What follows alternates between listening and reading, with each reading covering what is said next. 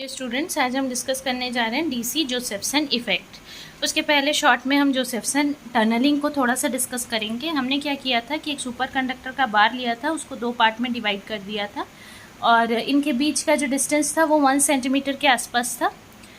कोई भी current flow नहीं हो रहा था। ये कनेक्टेड था आपके एक वोल्ट मीटर से, ठीक है। और वोल्ट मीटर में जो वोल्टेज आ रहा था वो करंट सोर्स के ओपन सर्किट वोल्टेज के बराबर था।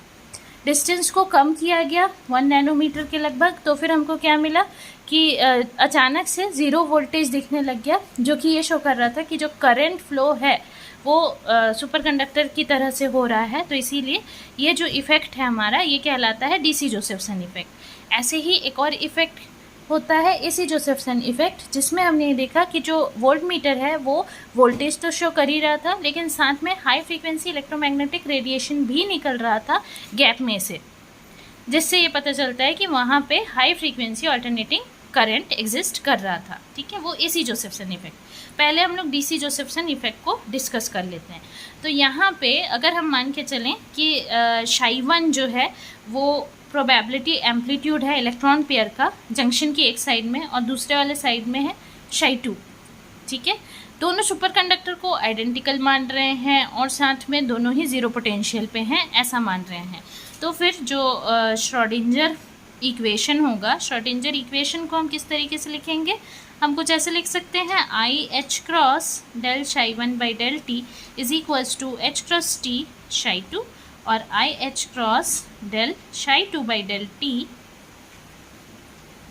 Is equals to H cross T ψ1, ठीक है। जहाँ पे एच क्रॉस टी क्या है, ये आपको क्या रिप्रेजेंट कर रहा है? जो इफेक्ट है इलेक्ट्रॉन पेयर टनलिंग का, उसको रिप्रेजेंट कर रहा है। टी जो है वो लीकेज है, यहाँ से जो टी है वो बैरियर है और ये जो लीकेज हो रहा है दरअसल ψ1 से कुछ इलेक्ट्रॉन्स जा रहे हैं ना ψ2 की तरफ और ψ2 से वैसे ही ψ1 की तरफ। तो एच क्रॉस टी जो है ये पूरा मिला के उस लीकेज को शो कर रहा है, ठीक है। तो इंसुलेटर जो है दोनों सुपर कंडक्टर के बीच में, वो अगर बहुत मोटा है तो फिर टनलिंग नहीं होगा और टी की वैल्यू 0 होगी। अब यहाँ मान के चलें, let ψ1 is equals to n1 raise to 1 by 2 E raise to I theta 1 और ψ2 को मान के चलें n2 raise to 1 by 2 E raise to I theta 2। तो फिर del ψ1 by del T is equals to, differentiate करना है इस वाले इक्वेशन को, n1 raise to -1 by 2 E raise to I theta 1 del n1 by del T plus I n1 raise to 1 by 2 E raise to I theta 1 del theta 1 by del T और this is equals to minus I T ψ2 के बराबर, ठीक है।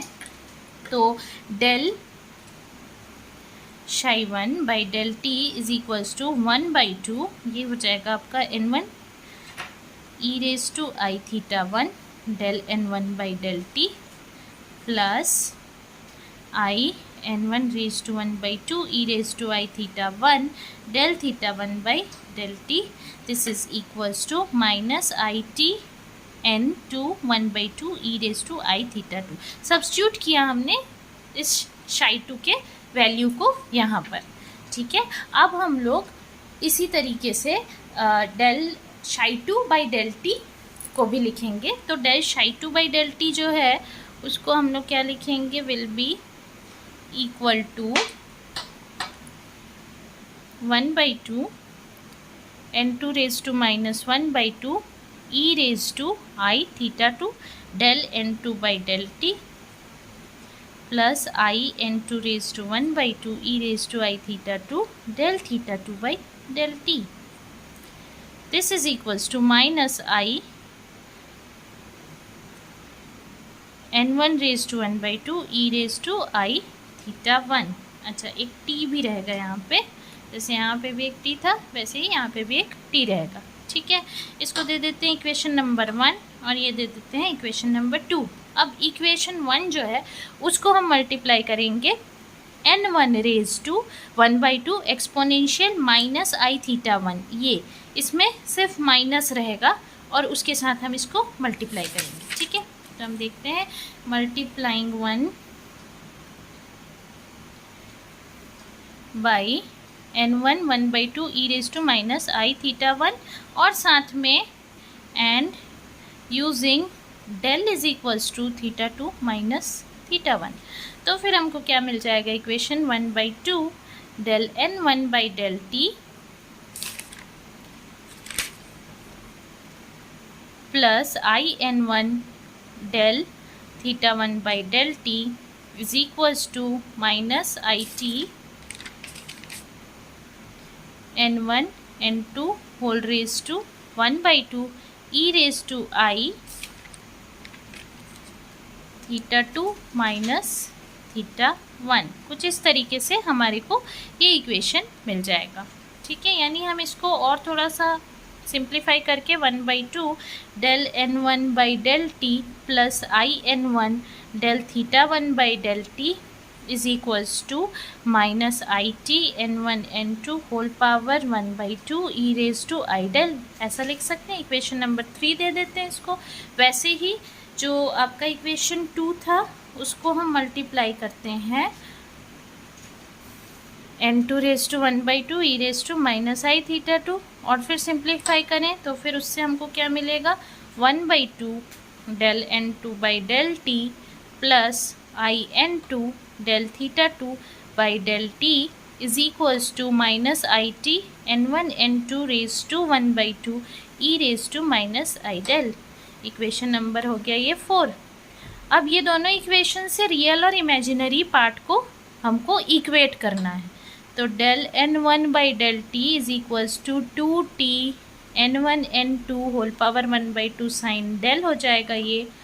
Then del N2 by del T minus 2t N1 N2 whole power 1/2 sine del. Then del theta 1 by del T minus t N2 by N1 whole power 1/2 cos del और del theta 2 by del T is equals to minus t N1 by N2 whole power 1/2 cos del. ये values हमारे को मिल जाएंगी। अब क्योंकि super conductors हमने शुरू में कहा था आइडेंटिकल है, एक जैसे हैं, तो N1 is equals to N2 ले लेते हैं। ये दो इक्वेशन को 5 और ये दो को 6 दे देते हैं। ठीक है, तो जब इक्वल हैं तो फिर इस इक्वेशन में से हम लोग del theta 1 by del T is equals to del theta 2 by del T is equals to del by del t theta 2 minus theta 1 is equals to 0। कुछ इस तरीके से लिख सकते हैं इसको। और इसके पहले वाला जो इक्वेशन था साइन वाला, उसको हम लोग del N1 by del T is equals to del, कुछ इस तरीके से लिख सकते हैं। तो करंट जो है वो जंक्शन से फ्लो हो रही है, यानी 1 से 2 में जो फ्लो हो रही है वो प्रोपोर्शनल किसकी होगी, del N2 by del t से या minus del N1 by del t से।